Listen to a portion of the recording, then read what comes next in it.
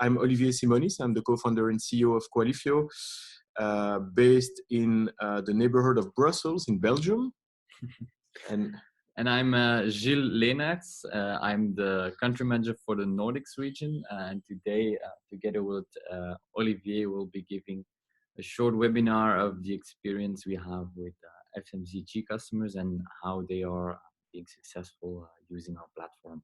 So why did we want to do something about FMCG brand? Because today, FMCG brands are the fastest growing sector or industry in the Qualifio business. So a couple of years ago, we were mainly working with media companies, retailers, and leisure and entertainment, sports and entertainment like football clubs. And for the last 18 months, more or less, we have seen huge interest from FMCG brand to start interacting with the audiences and collecting data. We have accumulated some successful experiences with brands like Nestlé, like L'Oréal, like PepsiCo, like Dr Oetker, like Mahou in Spain, or Ferrero in Belgium. So this is this experience that we want to share with you during this short webinar. So maybe we'll go through this short presentation that we have prepared. And so what we are going to do, so really the title of the presentation is about how FMCG brands use interactivity to gain knowledge of their shoppers community.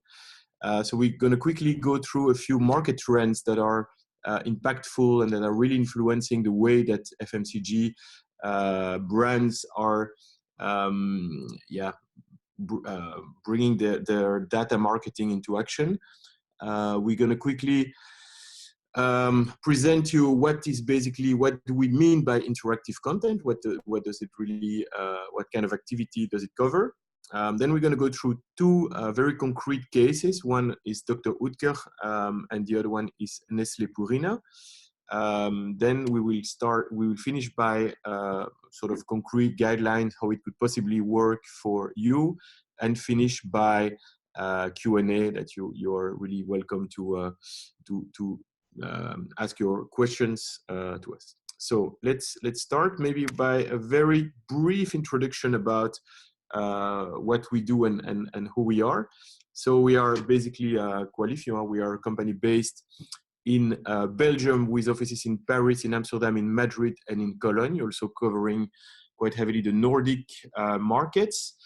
And basically we are a SaaS platform, so B2B SaaS platform to allow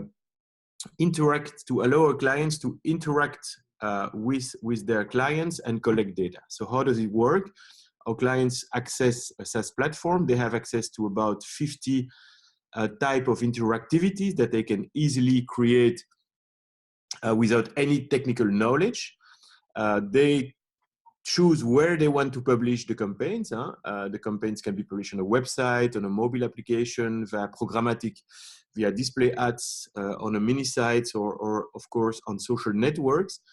And then they can measure results, see how many people have participated, what are the profiles of their participants, and very important, they can use, they can integrate Qualifio to all their data tools. And we are talking here about analytics, about CRM, marketing automation, or about single sign-on. So very important, Qualifio is not an island, but it's fully integrated into the data ecosystem of our different customers. So as I was mentioning, we are really seeing a growth, a very strong growth in FMCG brands like Danone, Pepsi, or Beiersdorf. But historically, we are also very used by media companies and by retailers like Colruyt or Intermarché or Decathlon or MediaMarkt. So a few very important market trends to start with. So the first one is not really a surprise. Is that, of course, today the customer is very active on multiple platforms. So the big challenge is basically to be able to recognize this customer, this prospect, this client across multiple brands. And basically here we're talking about things like identity resolution, basically be able to identify customers via all their devices they use and make sure that it's the same person connecting on its mobile or on this laptop. So this is a very big trend, is this possibility to follow a customer on the different platform where he or she is acting. Second trend, which is very strong and quite linked also to what we call DTC, direct to consumer, which is a very strong trend in FMCG market, is basically the big need today from FMCG brand to establish a direct relationship with their shoppers. So if you are InBev, basically the largest brewery in the world, you want to know who your beers lovers are. You want to have a name, an email address, and possibly a preference on every person that is buying your beers in the supermarket, in the bars, in the restaurants. So basically, this is a very strong and relatively new strategic move from the FMCG brand, is this ambition to have a direct dialogue, a direct relationship with their shoppers. Third trend that we see quite a long time ago, actually, because very long time ago, actually, because the first brand to become a media was actually Michelin, when they published this famous guide, which is basically a restaurant guide, and Michelin is a tire company, and they published this guide beginning of the 20th century, so it's more than 100 years ago. So the trend is actually not so young, but brands, of course, like Red Bull, they become real media.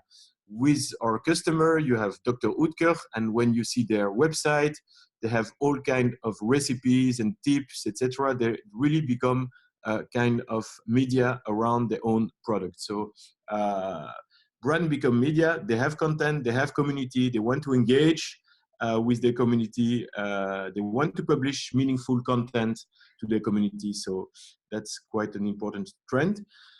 What you see also is this trend for big brands to internalize, to in-house a lot of their MarTech and AdTech competencies. So this is traditionally a sector that's relying heavily on advertising agency and media agencies. And we see now a very strong trend to internalize these competencies, which basically forces agencies to reinvent their added value and what they do.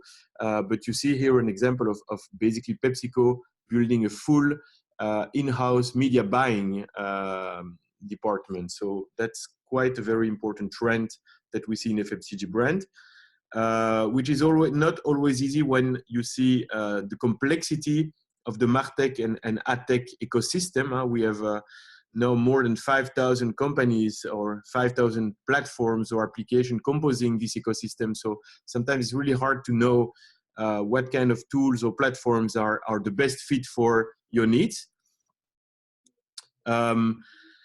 And of course, all the tools, they evolve very quickly. Just a simple example, in the 90s, we were talking a lot about CRMs. Then in the year 2000, DMPs were the big buzzwords.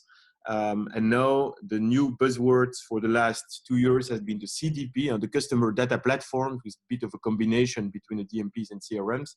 So the trend and the evolution of all these tech tools is very fast and sometimes hard to follow.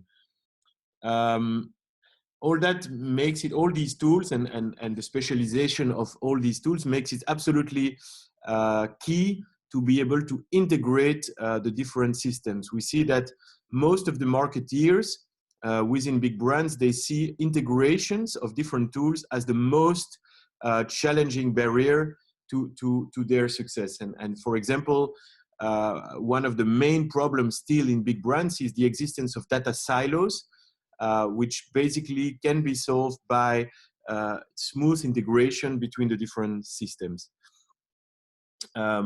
Last but not least, we have seen that the impact of GDPR last year was to reinforce the focus on first-party data. First-party data being the data that is collected directly by the companies on their website, on their mobile apps, etc., versus the data that is being bought from external vendors. So security and respect of data privacy has led companies to focus more and more on first-party data. Very last thing, of course, there is one thing that's completely under pressure at the moment is the cookie. You know that companies, browsers like Safari have basically made third-party cookies useless on their browsers, which basically makes the work of companies like Criteo, retargeting companies, a bit harder because it becomes really hard to follow a user from one device to another, and basically shaking the whole ad tech ecosystem at the moment. So these are really the very important trends that are happening on the market. And basically what we're going to be talking about today is the possibility that launching basically an action plan of interactive campaigns can help brands to overcome these challenges by collecting secure, fresh, and qualitative first-party data across these interactive campaigns. So thank you for this nice list of trends, Olivier. So how does actually Qualifio fit in there, and how does this interactive content fit in this whole story? So basically, as Olivier told, more and more brands are trying to directly communicate with their customers.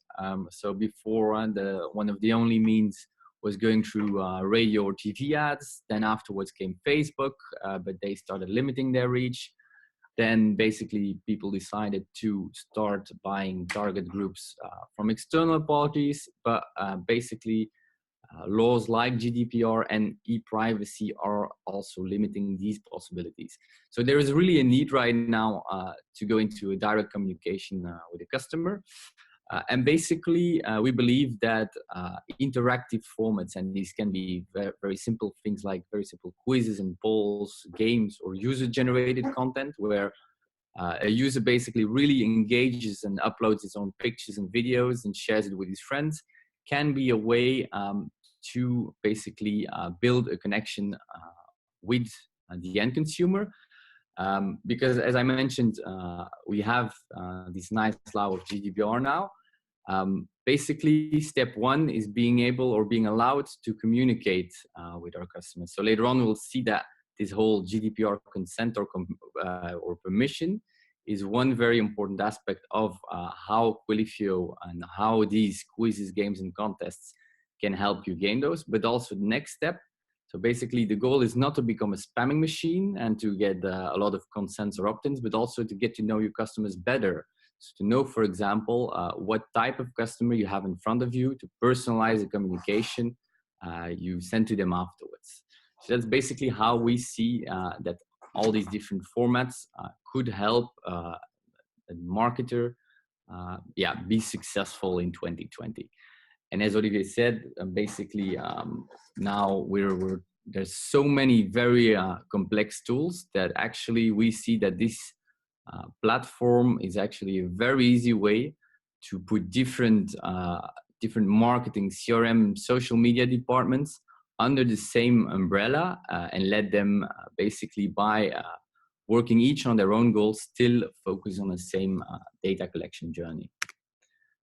So basically there's some examples that we'd like to go through just to make it a bit more visual.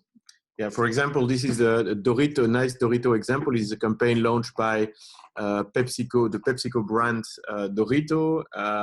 It's the form here is a competition, so it's in Dutch, and basically it has really a double objective. If you see the principle of the competition is basically to be proposing to the participants to, in a random way, to click on their favorite chips. And so basically they see randomly two types of chips that are appearing, and they need to say which one they like the most. So basically it has really a double objective. Then it's followed by a form and then a graph with the favorite chips flavor from the different participants. So the objective is double, is of course one is data collection of participants that are willing to receive the information of Pepsi, of Doritos in that case.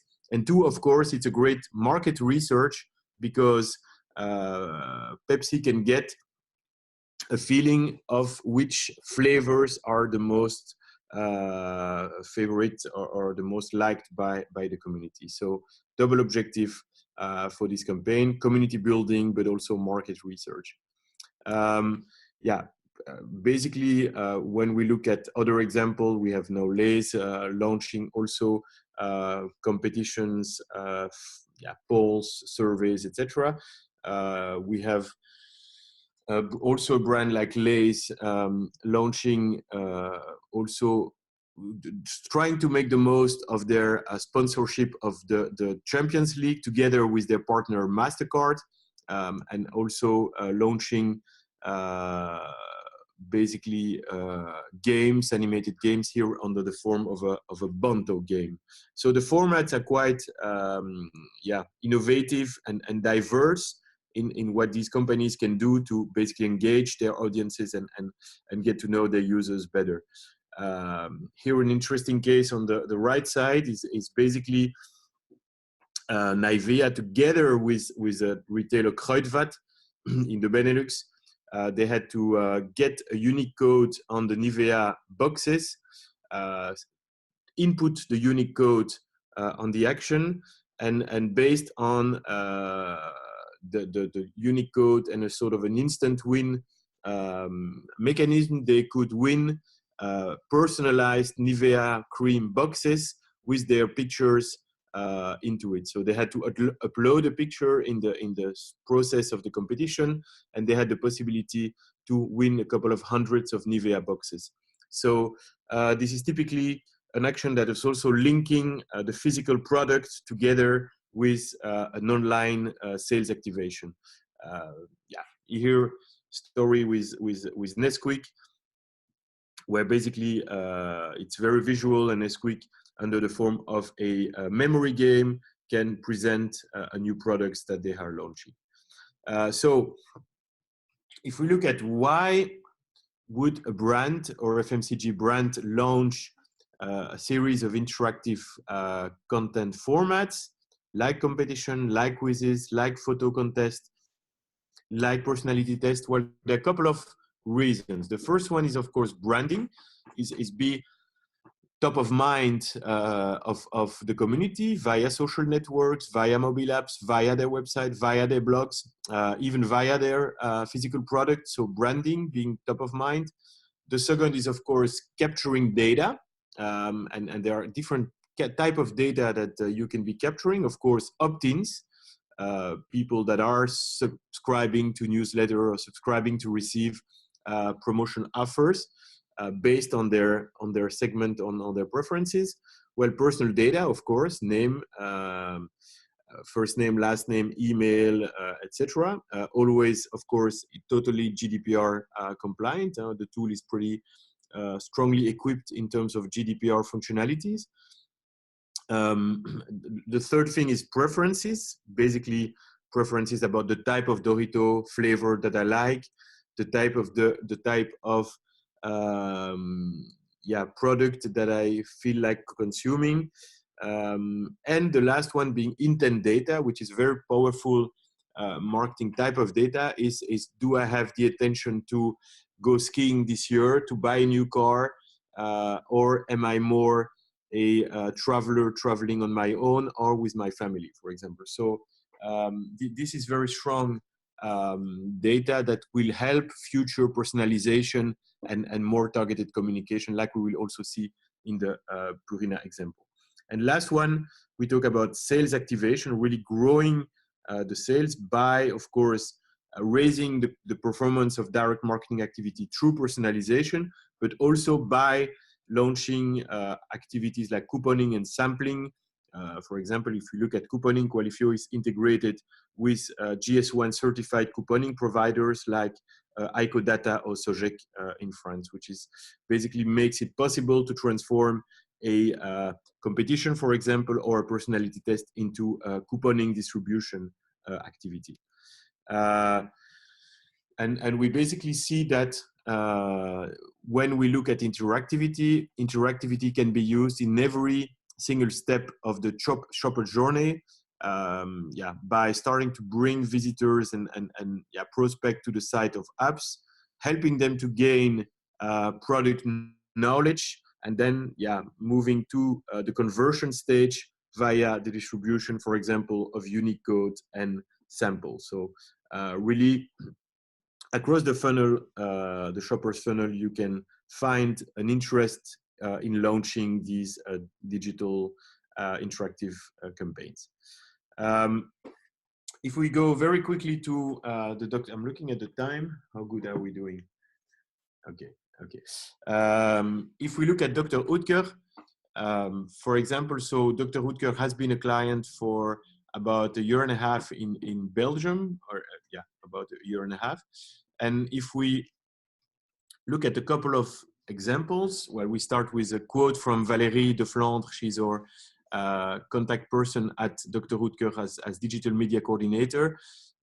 Basically, she wanted, by using Qualifio, to create a buzz around the new product. So really to grow the community by launching innovative actions around different events. So it can be like we will just see the World Cup of football, but it could also be internal events like the 90 years of the brands or the launch of new products. So the purpose here is for them to be capable to launch very quickly innovative, interactive actions like this one we will just see. So for example, during the World Cup, Dr. Oetker created a full prognostic or prediction platform using Qualifio, where basically the client and the prospect of Dr. Oetker had the possibility to give a prognostic, give a prediction for every game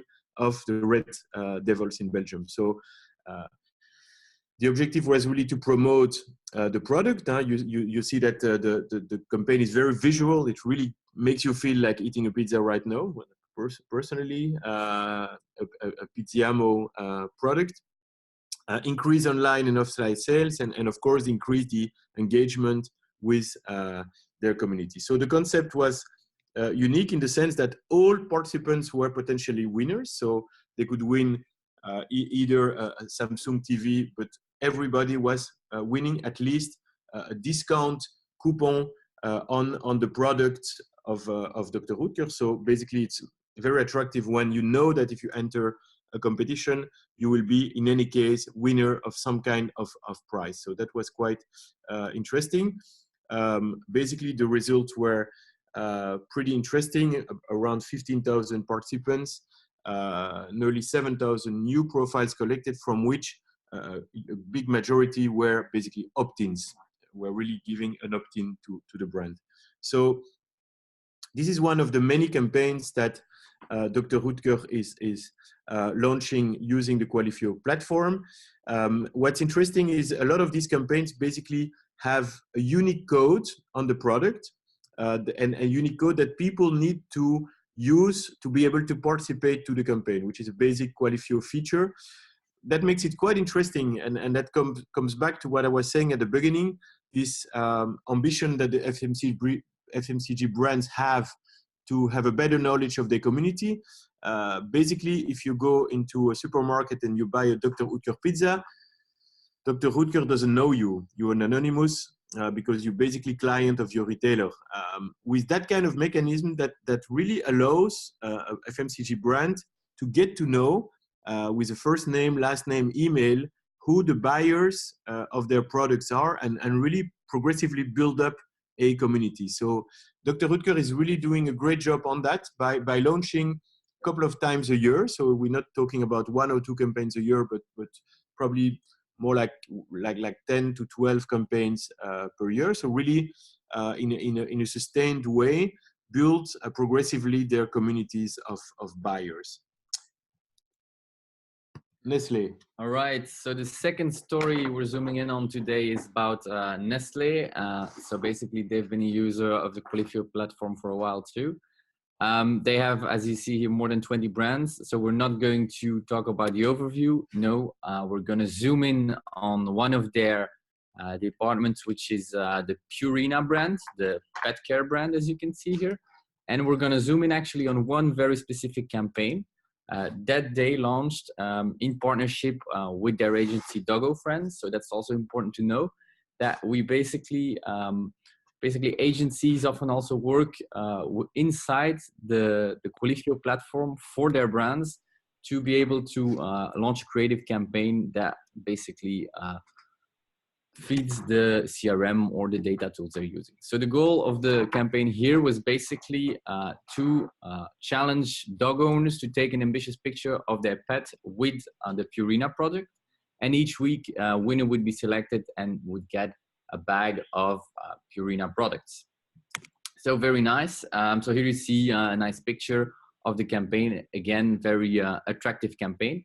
So the objective was twofold, of course, to promote the product itself, but also to create awareness about dogs' dental health. So basically, a lot of dogs have dental health problems. And of course, every dog owner wants to see a healthy dog, but often they don't know that their dog needs to bite on a chewing stick. So the concept was a photo contest. People need to take a picture of their Purina Dental stick. And often the question we get is, okay, if we launch a quiz or a contest or a campaign, what will be my conversion rate? So what's interesting about this one here is that it requires a bit more effort from the participant, but at the same time, you have two big advantages. One, basically the people participating to this campaign really take the time to think about the product and to engage with the product and really take a picture that's actually better than all the other people that are participating. So they're really engaging with the product. And the second part, of course, is that these people that are participating to a campaign that maybe requires a bit more effort are, of course, the people that you want to know. So basically, the goal is never to know everybody, because then we could just go and buy a phone book and start communicating to everybody. So no, this really helped them to find the right people. So basically, you see two screenshots here. So basically, people could upload their own pictures, so they could also reach the campaign via QR code. And then a gallery was displayed where you could see the different participations and could vote and share on social media to make the campaign go a bit more viral. So what's important to remember about this campaign? So the first one is basically to test your idea with a small sample of people. So make sure, for example, that the campaign was not too hard. So the first idea was basically that every dog needs to balance the stick on their nose, but of course that's not possible for every dog. So basically make sure that you test these ideas to make sure that your campaign works. Also the size of your form or the number of questions can impact the number of people playing. So what they did here is they chose to launch the campaign first only for a small part of their activation budget and see what the results were and basically adapted the campaign based on that. The second one is basically to not put all your eggs in one basket. So basically try to distribute your campaign on different channels. So this can be your website, this can be online on Facebook or on other social media, but also never forget, of course, the offline channels. So basically by bannering, by sharing and using word of mouth, this can actually really increase the activation of the campaign. And then, of course, the third very important part of the campaign is the reward. So basically, this will, of course, have a huge impact on the number of people playing. So if you, for example, would be proposing a Tesla to the winner of this campaign, you would, of course, have a lot of people playing to win for a Tesla, but you might not find the dog owners with this. So basically, by having a campaign that requires quite some effort, but gives basically a very nice product for the dog in reward, you find really the dog owners that are willing to spend a lot of time and resource and money in the end on their dogs. So as we said, it's important to A/B test your promotion. So basically, it's a very simple example here, but basically, if we would at first glance see the left part of this slide and look at both audiences and evaluate them, we would see, okay, this audience A has lower cost per click. So yeah, it would be best to target this audience. But if we dig a bit deeper and look at some other variables here, such as the email open rate, such as the email click-through rate or the churn rate on the emails, it is important to always go that step further and really find the audience that's, yeah, your target audience in the end. Also, the level of engagement. So if you're, it's very simple, but sometimes people forget. But if you're having two forms, a very short one where you just ask for the contact details, or a very large one where you're also asking about the dog's breed, the age, or the name, it will have an impact on the number of people that are participating to your campaign. So sometimes if you're having a higher drop rate, it might be more interesting to have a series of campaigns where in the first campaign you only ask people to opt in and to allow yourself to communicate with them, and in the second campaign learn more about them to, in the end, personalize the communication afterwards. So what's next? So this is not just a simple activation campaign. So it really has a goal to basically, on one hand, retarget an audience. So basically, all the people participating via Facebook were tracked via Pixel. So basically, of course, there was only one winner, but we want a happy experience for the losers too. So they were proposed a coupon on these Dental Life projects, because we already know that they put all the effort into it to upload a picture to win these kind of products. So we know this is a kind of product that would make them happy. Second one was basically their goal to push the right message. So when you had to upload the photo, you also got a question. So basically here they asked for having the best effect for your dog, how many times should he chew on a chewing stick, basically to go and qualify which people really took the effort and took the effort to know more about the product. So they know which customers are the most interesting to target on, because we know we're working with a limited budget, of course. So knowing the right people to target is quite important. And then on the third angle here is that also when I was uploading my picture, I needed to give or share the name of my dog. And basically what they noticed is by using the dog's name, the subject line of the email, it increased the opening rate by 10%. So these are all very simple things that you can use Qualifio for and start testing and retesting to become better and better. So the three main takeaways of this campaign is basically that your conversion will increase if you push the right message to the right person. So basically, to have this right message, you of course need to know more about the person and not just have the opt-in or the consent, but also learn more about their interests and about who they are. And basically, if you go for data-driven lead generation, it shouldn't be complex. So basically, you can try to find out who your most valuable target is. So basically, by using rewards that are very specific to your target group and not just offering a Tesla. And try to get also the most valuable information for you. So the goal is not to add huge forms, just ask the information that you really need to retarget in a proper manner. And then basically, as I said before, we all have a limit in our budget, so test it out. Don't spend it all and then be disappointed afterwards. So you can very easily use tools like Facebook to test with a part of your budget and then basically adapt your campaign afterwards if needed. So this can be your story too. So we're going to very quickly go through this so we still have time for the questions afterwards. How could you use Qualifio to connect, to collect data and connect it to your tools?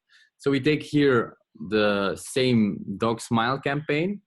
Every Qualifio campaign, whether it's a photo contest, a swiper, or a quiz, consists of 4 steps. So welcome screen, which is optional, where you can introduce your campaign and explain it. So here, of course, it required a bit more effort, so it was important to explain it.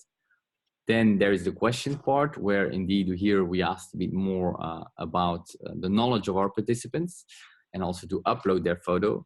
the form step, where people are asked to identify themselves, have the option to consent to an opt-in, that of course is sent to their CRM, and an exit screen, which can be personalized based on the answers that were previously given in the questions. So what data can you collect and push? Of course, there is the background data. So basically, we could send the ID of the campaign, or whether this was a campaign about cats or dogs, the data from the forms itself. So it is really the fields, but also the fact whether somebody checked or did not check the opt-in. And of course, the quiz data, what did people answer? So the background data, as I said, is just, for example, the date of the campaign or the ID, or some thematics information. So whether it's a cats or dog campaign or about pizzas. The form, so this can be very custom, standard fields such as first name, last name, and email. Some opt-ins, but also custom fields like we saw before. Or you could also connect with, if you have a single sign-on system, you could use your own login instead of our forms to increase the user experience and make it all more smoother.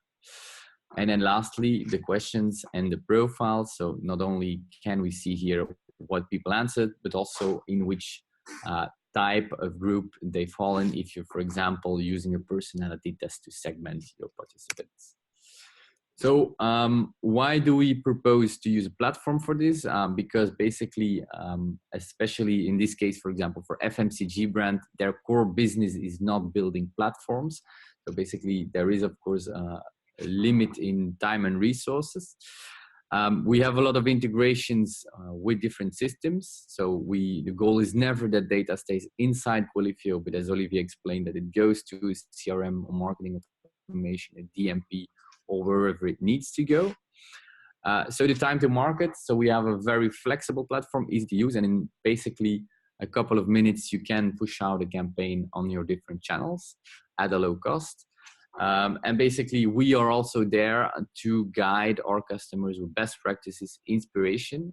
We are a GDPR or a privacy-first company. So we are in Brussels, which basically puts us right under the eye of the European Commission. So this is why we built a privacy-first platform. And basically, we also allow the monitoring of integration, so you can make sure if you have an integration running that everything is going smoothly. So yeah, as we mentioned before, this connects into all your systems. So you might not see the logo of your system here, but don't worry, we also build custom integrations. Basically, we have an integration team that does this kind of work. So this can be in your CMS. This is just very easily copy paste. So there is no real integration to go live. You can virtually go live in 5 minutes with Qualifio. And then basically the other aspects are more focused on the data. So basically the data we mentioned before, how do we push it to other systems? So classically, for the people that are new to Qualifio or haven't worked with us before, how do we onboard with a new customer? So of course, in the beginning, there is a small technical setup, of which most happens on our side. And it depends also on how much you want to be connected already to your other systems from the start.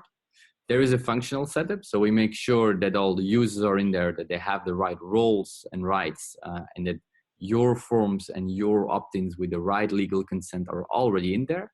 Because the whole idea of Qualifio is to use a lot of templates to go quicker. And we don't leave a customer alone in the platform, no.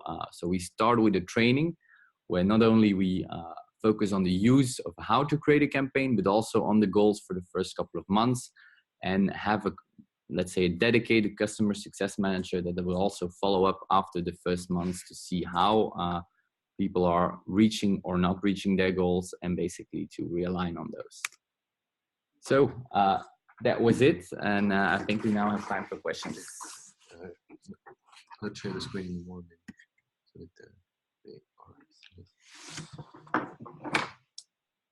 all right.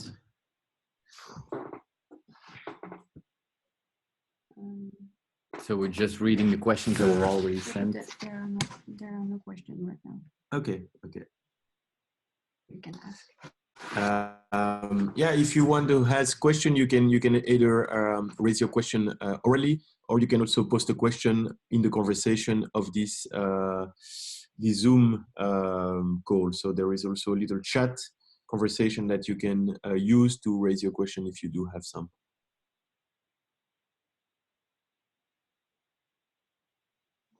No question?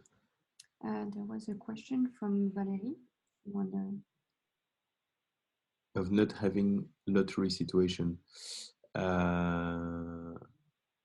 Yeah, this is a good question. The question is from Valérie, from Dr Oetker, is about, and it's a rather specific question for Belgium, because the legislation is basically quite different from one country to another, about instant wins and lottery. So in Belgium, the question is always, do you need to have sort of a tiebreaker question, which we call subsidiary question also? Honestly, the answer is like very often in law questions, it's not black or white. So some lawyers of our clients are completely categoric on the fact that you need to be able to have a question where the intelligence of the participant is at stake to make their win. So not completely based on chance. Other interpretation of the law in Belgium is the fact that it's perfectly legal to have instant win, like it is in countries like France, for example. We have published quite an interesting paper on that about a year and a half ago that we will share with you, Valérie. But I think my answer would be on that. To be on the safe side, it's probably always better to have a kind of a tiebreaker questions, depending on the interpretation that your own lawyers are making of the law.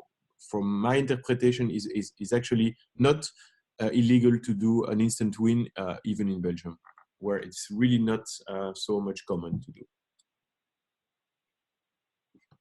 There was a second question.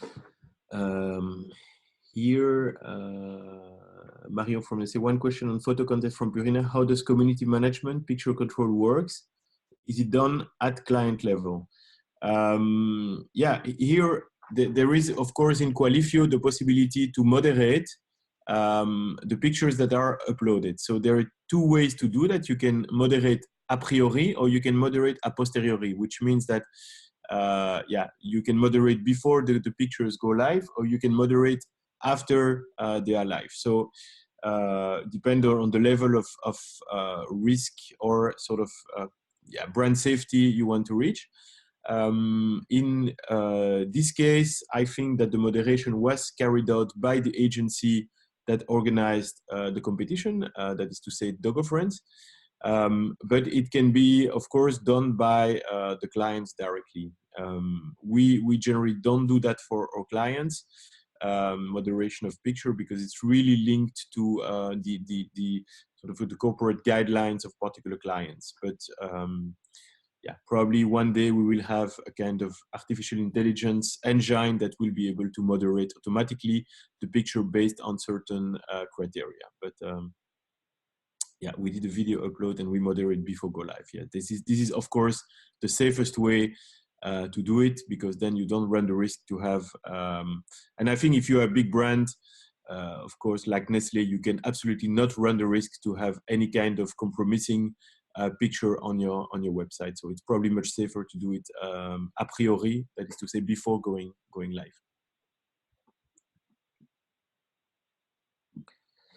Talk about the importance of having an action plan for interactive. Yes, Rafael, thank you for the question. For us, and you will see that in our marketing activities, we publish for every year, and for 2020 it was published about 2 weeks ago, a calendar of all the events that are happening during a particular year in a particular country. So all the events, it can be Father's Day, Mother's Day, Valentine's Day, but also the Euro Football Club, the Olympic Games, the summer when you have a barbecue time, etc., etc. The national day of every country, of every region. So all these events are always an occasion to communicate with your community, and the best is basically to have kind of an action plan for the whole year or for the whole semester or quarter based on the events, but of course based on your internal events. If you're a television station, for example, it's always good to have a kind of a calendar, because then you can have a sponsor paying for these interactive campaigns if you want to publish these interactive campaigns and also make them advertising products. So this is a specific use case for media. But of course, if you can really build an action plan of the interactive campaigns that you will be publishing, for example, to have a prediction platform for the Eurofoot, then of course you can go and look after sponsors to do that. And of course, what's important to finish on that is to build an action plan with clear targets. So if you are a brand and you have, as a data manager or CRM manager, the target to collect and qualify 200,000 people at the end of the year, then you can start putting individual targets on every campaign, that you want this particular campaign to generate, for example, 25,000 new registration and new opt-in. And you can really start building your action plan with very clear targets. We can really help you on that, for example, in terms of data collection.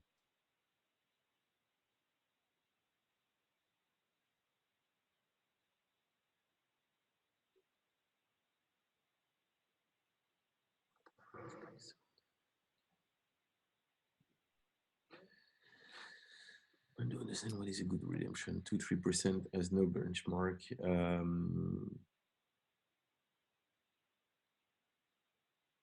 Yeah, it's. I understand your question, Marion, because indeed the in your case, which is the same also than Dr. Oetker, it's basically the key metrics is from, if you have 10 people buying your products, whether it's cereals or whether it's a pizza, what is the percentage of these 10 buyers that actually will participate and finish the activation that is published online. Yeah, that is a good question. Yeah, we will have to do a little bit of research, I think, to be able to give you benchmarks in Oakline. I don't want to be jumping into numbers in terms of that, but let us come back to you with more information about sort of a standard accepted benchmark. But thanks for the question, because it's obviously absolutely key to be able to understand what's an acceptable benchmark and what's an acceptable redemption rate of the unique code of the coupon presented in the box. I don't know if you have any more. No, I don't really have like a real benchmark. Yeah, just what's always important to increase these rates is that, one, the action is very clear, that it's easy to reach the page, so that it is available on different channels. But to really come with a number, that's something we will need to look further into. But let's look at it, because it's quite interesting. We have some metrics, but I didn't really take the time to compile it here.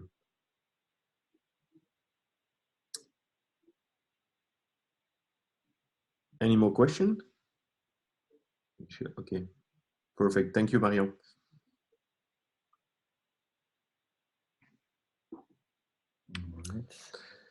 Well, if there are no more questions, don't hesitate, of course, to talk to us directly or to your CSM in the different countries.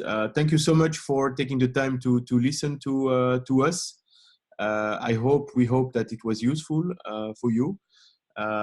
Yeah, don't hesitate to get back to us with any question that you may have later, and we will, of course, follow up the various questions that were also asked here, like the redemption rate. Thank you. Thank you very much, and have a great day. Bye-bye. Thank you. Bye.